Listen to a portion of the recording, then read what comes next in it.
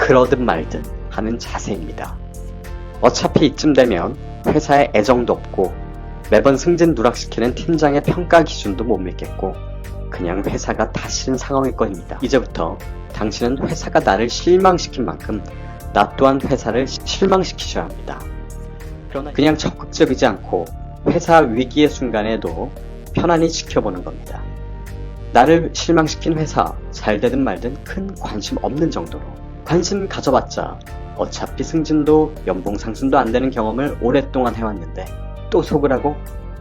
절대 속지 마세요. 야근하고 회사가 잘 되길 같이 걱정하고 하나라도 보탬이 되기 위해 노력했던 쓸데없는 에너지와 시간을 이제는 나를 위한 기술 연마로 쓰셔야 합니다. 그동안 쓸데없이 회사를 위해 썼던 에너지와 시간을 오롯이 나를 위해 쓴다는 사실만으로도 당신은 스스로 큰 위로가 될 것이고 내가 그렇게 열심히 했는데 회사에서 안 알아준다면 뭐 이제 더 이상 상관하지 마십시오. 인정 잘 받는 다른 사람이 그 일을 하라 하시고 본인은 그냥 주어진 업무만 하시면서 내 정신적 여유와 퇴근 후의 삶에 집중하면서 이익을 취하세요. 모든 것은 마음가짐입니다.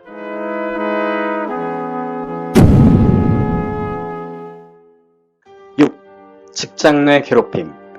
승진에 누락되고 연봉이 불만이 있다면 이거 어때요? 직장인들의 수행 능력을 판단하는 기준은 무엇일까요? 바로 매년 하는 업무 수행 평가입니다. 그것을 통해 평가를 하고 우수한 실적을 얻었으면 많은 보너스 승진, 연봉 상승으로 회사는 보답을 하죠. 여기서 문제는 이 수행 평가를 팀장이라는 사람이 한다는 건데 로봇이 아닌 사람인 팀장이 평가를 하기에 그 주관적인 평가에 불만을 갖는 팀원이 생길 수밖에 없는 것이죠. 즉 팀원 모두를 만족시킬 만한 보상을 줄 수 없다는 것이죠. 그래서 대부분 수행평가가 있는 연말 혹은 연초는 불만으로 가득한 직장인들이 이직을 알아보기도 하고 팀장과 갈등을 겪고 사이가 안 좋아지기도 합니다. 이직이라도 되면 다행인데 안 되면 지금 있는 회사에서 심기일전하여 더 좋은 실적을 내기 위해 더 열심히 일을 해야 합니다. 그러나 겪어보신 분들은 알겠지만 내년도 크게 다르지 않습니다. 나보다 실적도 적고 일 못하는 것 같은 사람이 승승장구하고 일보다는 팀장에게 아부하는 사람이 먼저 승진하는 느낌을 지울 수 없습니다. 그러다 보니 이제 더 이상 팀장의 평가는 믿을 수 없고 회사에 불만을 갖게 됩니다. 이제 회사가 싫어지는 것이죠. 그러면서 승진한 주변 직장 동료들이 꼴도 보기 싫고 이제 승진했다고 내 위에서 뭐라 하는 꼴도 보기 싫어집니다. 절이 싫으면 중이 떠나야 하는데 요즘 같은 불경기에 이직은 생각만큼 쉽지 않습니다. 매번 수행평가가 안 좋으니 회사 다니기가 싫어지고 회사 내의 사람들도 마주치고 싶지 않습니다. 그러면서 혼자 외톨이가 되고 마음은 점점 더 삐뚤어지면서 현재의 삶이 분노로 바뀝니다. 이직도 안 되고 평가도 계속 안 좋아 승진도 막히니 동기부여도 떨어집니다. 이럴 때 과연 어떻게 회사 생활을 해야 할까요?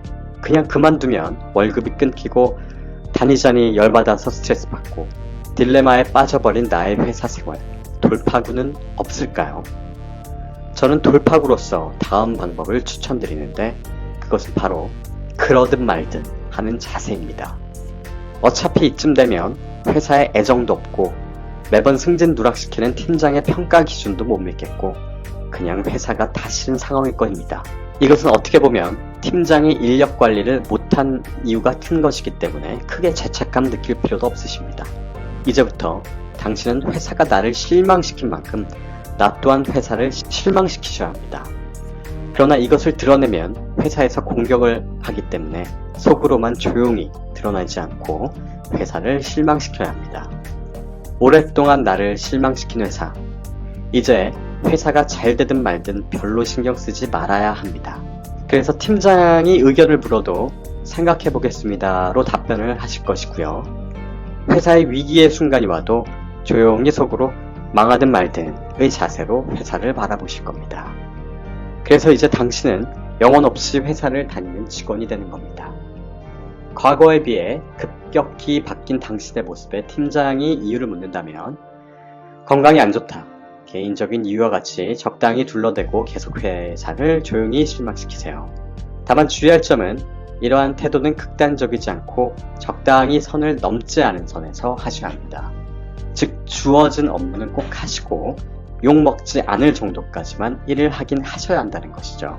그렇지 않으면 업무 태반으로 HR 이슈에 걸립니다. 이 부분은 꼭 주의하셔야 해요.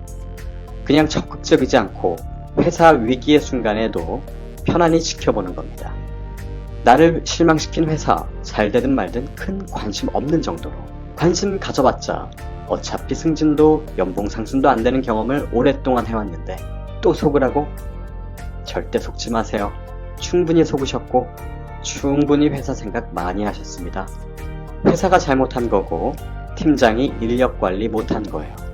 자, 이렇게 되면 예전에 비해 업무량이 현저히 줄어들기 때문에 그만큼의 에너지가 남을 것입니다. 그리고 이제 야근은 안 하니 칼퇴를 하여 시간도 남을 것입니다. 그러면 남는 에너지와 남는 시간으로 뭘 할 수 있을까요? 이제 나를 위한 일을 하셔야 하는 겁니다. 그동안은 멍청하게 내가 아닌 회사를 위해 내 에너지와 시간을 썼다면 이제는 나를 위한 기술을 위해 그 에너지와 시간을 쓰시는 거죠. 그동안 못했던 운동을 통해 체력과 건강을 증진시키고 쓸데없는 회식으로 술 마시고 회사 상사들 얘기 들어주면서 버린 쓸데없는 시간과 에너지를 이제는 운동을 통해 다시 주워 담으셔야 합니다. 그리고 회사를 위해 야근하고 회사가 잘 되길 같이 걱정하고 하나라도 보탬이 되기 위해 노력했던 쓸데없는 에너지와 시간을 이제는 나를 위한 기술 연마로 쓰셔야 합니다. 그렇게 운동을 통해 얻은 나의 건강한 체력과 나를 위한 연마로 얻어진 기술로 퇴근 후 직장인 부업에 힘을 쏟으십시오. 그동안 쓸데없이 회사를 위해 썼던 에너지와 시간을 오롯이 나를 위해 쓴다는 사실만으로도 당신은 스스로 큰 위로가 될 것이고 회사에 기대했던 멍청했던 나의 모습을 반성할 수 있게 되실 겁니다. 그리고 운이 좋아 그 부업을 통해 금전적인 이익을 얻을 수 있다면 회사에서 못한 연봉 상승을 부업을 통해서 메꾸세요. 회사에서의 연봉 상승은 회사에서 나오는 순간 없어지는 돈이지만 나만의 부업을 통해 얻은 수익은 회사를 나와서라도 할 수 있는 나의 기술, 즉 평생 할 수 있는 나만의 것입니다. 뭐가 더 가치가 있을까요? 당연히 후자겠죠. 과거에 퇴근하실 때 회사에 인정받지 못한 억울한 마음으로 귀가하셨다면 이제는 퇴근 후 나를 위해 쓸 에너지와 시간으로 제2의 삶을 사는 겁니다. 내가 그렇게 열심히 했는데 회사에서 안 알아준다면 뭐 이제 더 이상 상관하지 마십시오. 인정 잘 받는 다른 사람이 그 일을 하라 하시고 본인은 그냥 주어진 업무만 하시면서 내 정신적 여유와 퇴근 후의 삶에 집중하면서 이익을 취하세요. 모든 것은 마음가짐입니다. 그것이 바닥이 된 상황에서 조금만 머리를 쓰면 HR 이슈 피하면서 꿀같은 직장 생활을 할 수 있다는 점입니다. 이제 여러분은 회사가 가하는 실망이라는 공격에 맞대응해서 나만의 이익을 취하는 방식, 회사보다는 나를 더 생각하는 마인드로 다시 행복해지실 일만 남은 겁니다. 파이팅입니다.